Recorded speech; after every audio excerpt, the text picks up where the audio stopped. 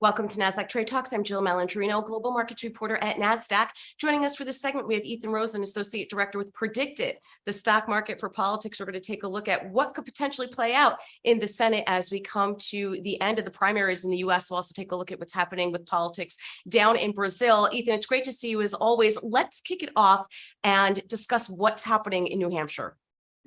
Well, thank you for having me. Tomorrow night is effectively the end of America's 2022 primary season. One of the states that's going is New Hampshire, and there is no race there that's more watched than the Republican Senate nomination. This is one where Don Bolduc and Chuck Morse are the primary candidates to take on Maggie Hassan. Now, right off the bat, I just want to note that who isn't there? Chris Sununu and Kelly Ayotte, the incumbent governor and a former senator, both of whom Republicans were really hoping would carry the state for them, make it competitive, give them an edge in the general. Now, Chuck Morse is the moderate in the race. He's been endorsed by Sununu, but he is trailing on PredictIt quite badly to Bolduc.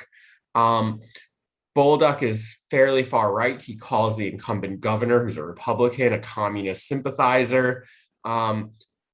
But, I feel like it's almost every week we talk about this, where Republicans are afraid that the candidates their primary voters are putting forward are going to cost them the election.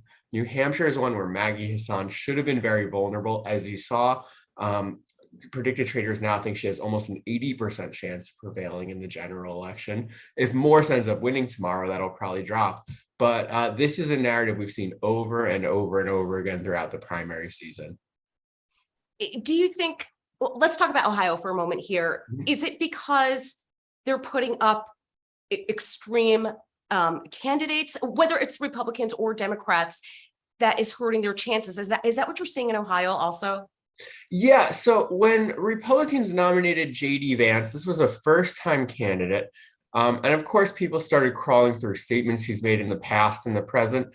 And look, there are questions as to whether he is the right person for the moment. As we've discussed before, Republicans had really hoped to make this election about employment, inflation, gas prices, things of that nature that Americans are unhappy about. But instead, they're talking about, statements J.D. Vance has made in the past on, women, abortion, domestic violence, things of that nature. And, you see J.D. Vance is still favored to win over Tim Ryan, but the fact that Republicans are spending resources in Ohio at all means that those are resources that are being diverted from places that they like Arizona, Pennsylvania, New Hampshire, places where they could go on the offense and try and win some seats instead of trying to, hold a seat in a state that they won by almost 10 points in 2020.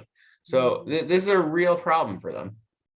Well, I mean, Ethan, it's a problem for us as constituents that this is the best that we're able to put forward. Again, whether it's a Democratic or a Republican, if you're far right or overly progressive. I mean, we're not legislating the issues. We are not in service for the constituents.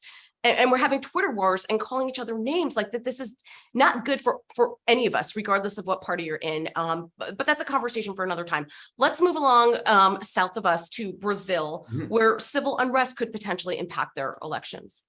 Yeah, so if you look at polling, the former president Lula is significantly ahead of the current president Bolsonaro, who is far right. Lula is considered to be fairly far left. This is a very extreme election, as we've seen elsewhere in South America, where you have a very far left and a very far right candidate.